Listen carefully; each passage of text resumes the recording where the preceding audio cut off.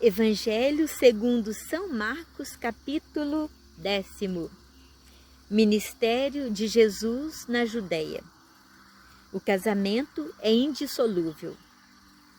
Saindo dali, ele foi para a região da Judéia, além do Jordão. As multidões voltaram a segui-lo pelo caminho e de novo ele pôs-se a ensiná-las como era seu costume. Chegaram os fariseus e perguntaram-lhe para o pôr à prova se era permitido ao homem repudiar sua mulher. Ele respondeu-lhes: "Que nos ordenou Moisés?" Eles responderam: "Moisés permitiu escrever carta de divórcio e despedir a mulher." Continuou Jesus: "Foi devido à dureza do vosso coração que ele vos deu essa lei, mas no princípio da criação Deus os fez homem e mulher. Por isso, deixará o homem pai e mãe e se unirá à sua mulher. E os dois não serão senão uma só carne. Assim, já não são dois, mas uma só carne. Não separe, pois, o homem o que Deus uniu."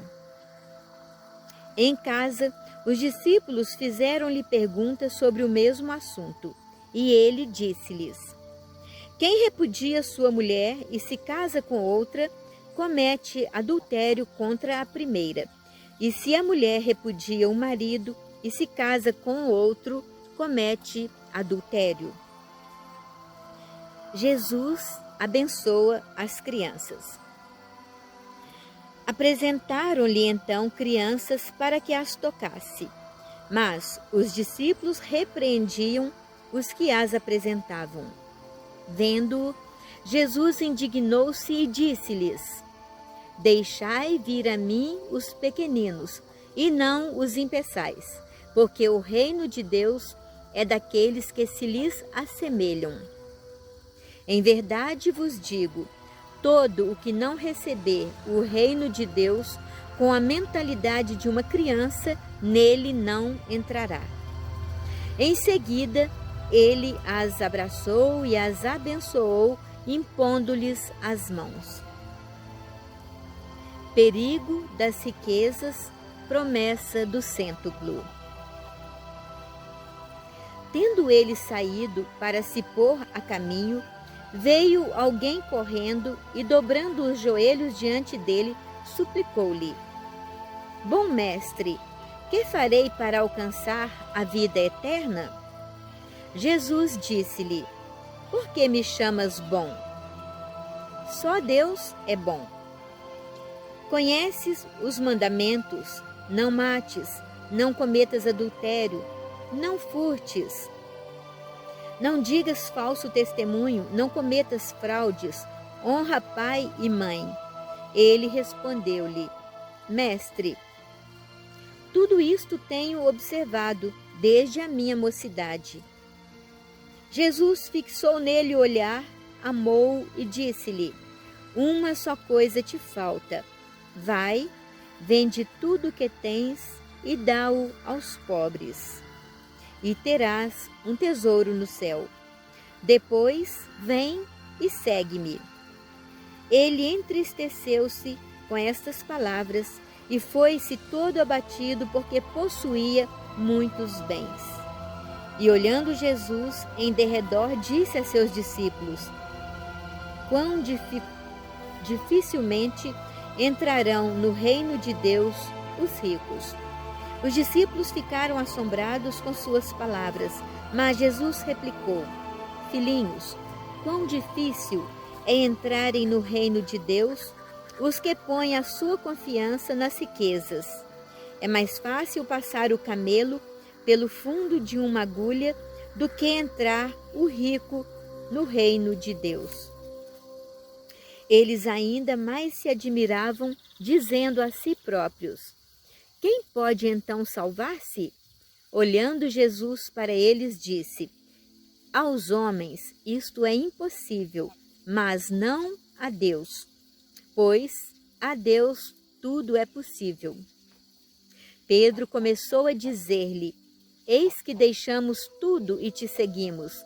Respondeu-lhe Jesus: Em verdade vos digo, ninguém há que tenha deixado casa, ou irmãos, ou irmãs, ou pai, ou mãe, ou filhos, ou terras por causa de mim e por causa do Evangelho, que não receba, já neste século, 100 vezes mais casas, irmãos, irmãs, mães, filhos e terras, com perseguições, e no século vindouro a vida eterna. Muitos dos primeiros serão os últimos, e dos últimos serão os primeiros. Terceira predição da paixão. Estava a caminho de Jerusalém e Jesus ia adiante deles. Estavam perturbados e o seguiam com medo. E tomando novamente a si os 12, começou a predizer-lhes as coisas que lhe haviam de acontecer. Eis que subimos a Jerusalém, e o Filho do Homem será entregue aos príncipes dos sacerdotes e aos escribas. Condená-lo-ão à morte e entregá-lo-ão aos gentios. Escarnecerão dele, cuspirão nele, açoitá-lo-ão e hão de matá-lo, mas ao terceiro dia ele ressurgirá. Pedido de Tiago e João. Aproximaram-se de Jesus Tiago e João, filhos de Zebedeu, e disseram-lhe: Mestre, queremos que nos concedas tudo o que te pedirmos. Que quereis que vos faça? Concede-nos que nos sentemos na tua glória, um à tua direita e outro à tua esquerda.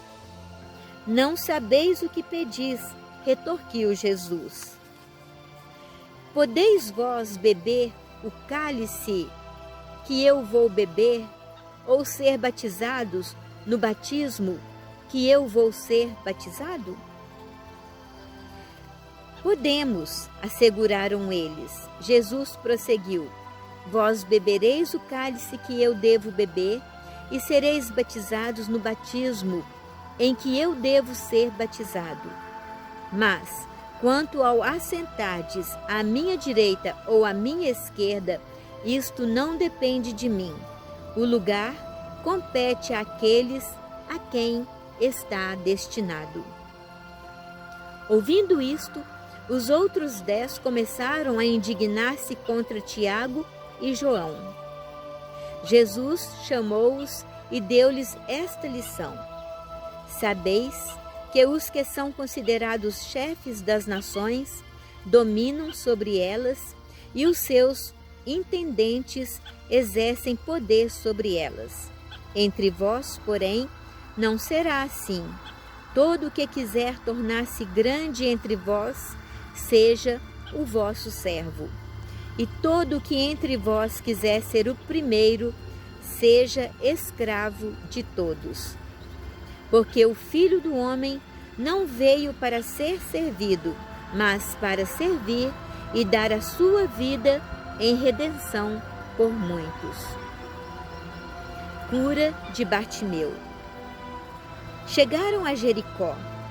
Ao sair dali, Jesus, seus discípulos e numerosa multidão estava sentado à beira do caminho, mendigando Bartimeu, que era cego, filho de Timeu.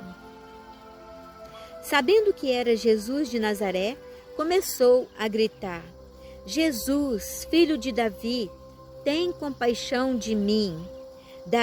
Davi, filho de Davi, tem compaixão de mim. Muitos o repreendiam para que se calasse, mas ele gritava ainda mais alto: Filho de Davi, tem compaixão de mim. Jesus parou e disse: Chamai-o. Chamaram o cego, dizendo-lhe: Coragem, levanta-te, ele te chama. Lançando fora a capa, o cego ergueu-se de um salto e foi ter com ele. Jesus, tomando a palavra, perguntou-lhe: que queres que eu te faça? Rabone, respondeu-lhe o cego, que eu veja. Jesus disse-lhe: vai, a tua fé te salvou. No mesmo instante, ele recuperou a vista e foi seguindo Jesus pelo caminho.